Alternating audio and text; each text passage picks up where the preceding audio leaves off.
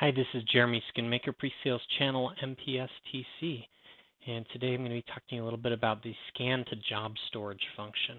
I'll be on my LaserJet Flow M527. So scan to job storage is not something a lot of folks use, but can be helpful. It's under the scan menu. There's a number of different scan options, and hopefully you see my remote session here. One of them is, again, scan to job storage. So what this does is it allows you to create a scan, name it, and then save it to the hard drive as a stored job. Now, one note, what it will not let you do is save it to the hard drive and then go back to your computer and use some sort of file explorer to search the hard drive for that file. So I get asked about that, but that's not a capability here. This is going to just save it to the job storage that you can access from the front panel. So in the job storage interface, what we see here is the first thing is we need to decide on a folder. The default folder is saving to the untitled folder, but you can change that in the web server. So if we go to the folder, you can save to an already created one, or you can click the little button down here and create a new one.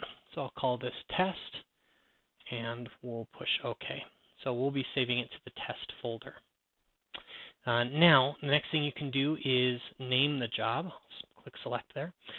Name the job. So you can name it whatever you like. Again, key in a name. This is helpful to have a flow device with a keyboard. I'll type it out here on the front panel, and you get just a random name there. And then you can also add a PIN key to it. Okay, that's using this little lock. Now, by default, the device doesn't require it to be any length, so I could actually just do a single-digit PIN key. There's a setting in the web server that requires it to be up to 4 digits long, similar to what you have to do when you send it from the driver. So again, if you want to secure it so that only you can release it, you can type in a PIN there. From there, it's like any other scan. So you have options. You can pull the options menu up, and you can use all the same type of scan options that you would normally have. There's also an image preview function that you can utilize here on the right-hand side. Once you have everything in place, all you got to do is click Save, and then that should save it to the job storage. So right now it's scanning from my flatbed because I don't have anything loaded in there. And we'll see the progress there at the top of it getting saved to the hard drive.